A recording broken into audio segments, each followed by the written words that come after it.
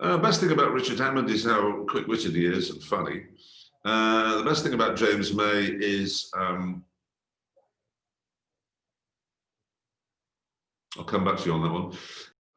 After the first season of our Top Gear, as it were, it was decided by the powers that be that one of the presenters should go. But I wanted to use James May, whose writing I thought was very good.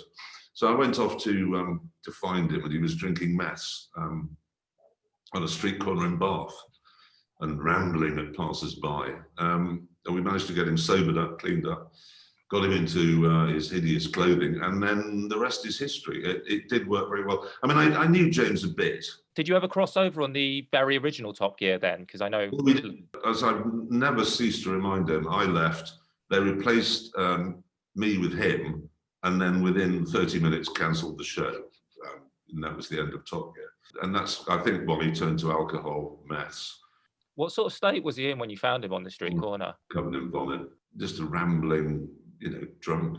When I first met Richard Hammond, that was more conventional than when I met James May. We just simply were screen testing, because I'd had this idea with Andy of doing this show where we were in a studio and we had our own track, and we had a racing driver who never spoke. And then Hammond came in, and then I didn't see him for quite some time because obviously he's so low down.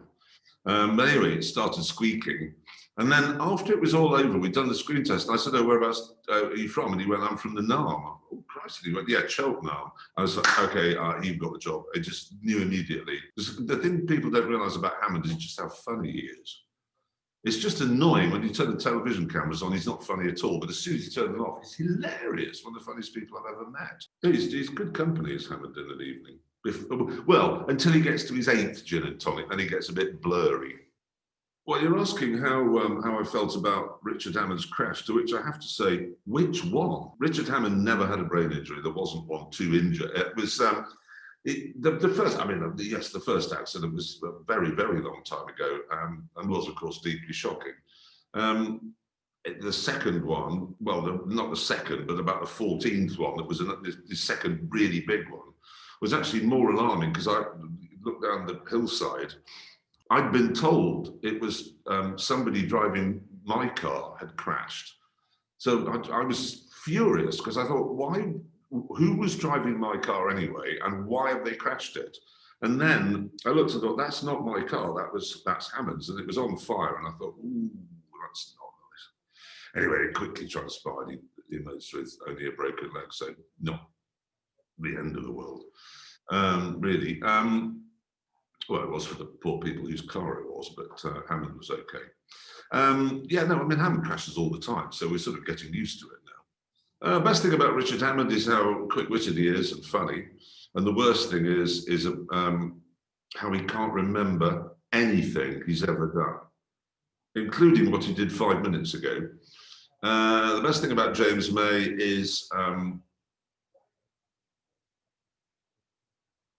I'll come back to you on that one. And the worst thing is his anorak. What was his anorak like today?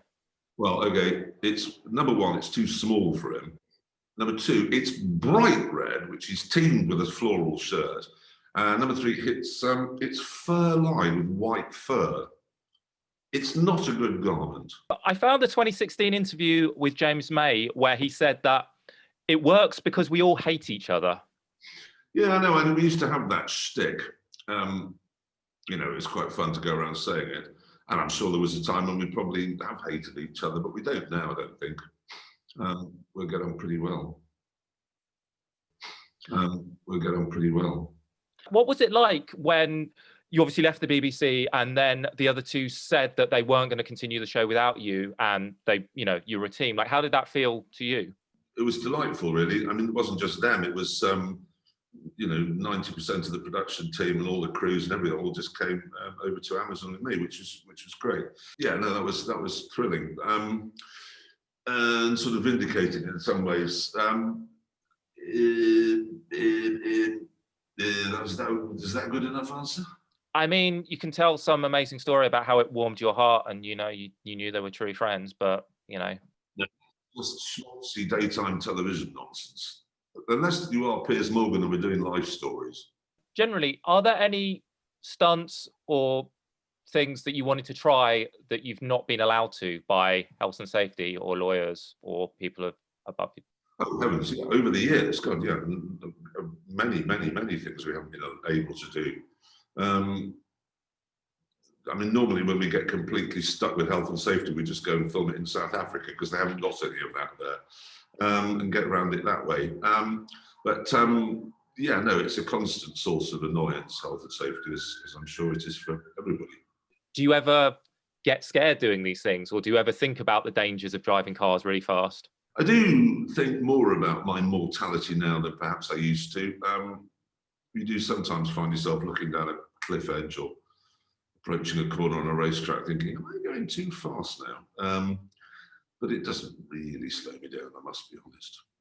Is that come with sort of age and a family, or is it just? I guess, yeah, I guess so. I mean, you know, you're not as fast or as sharp as you were when you're 60, which is what I am now, compared to, I know I don't look it, compared to when you're 20, but these are things you just have to learn to live with.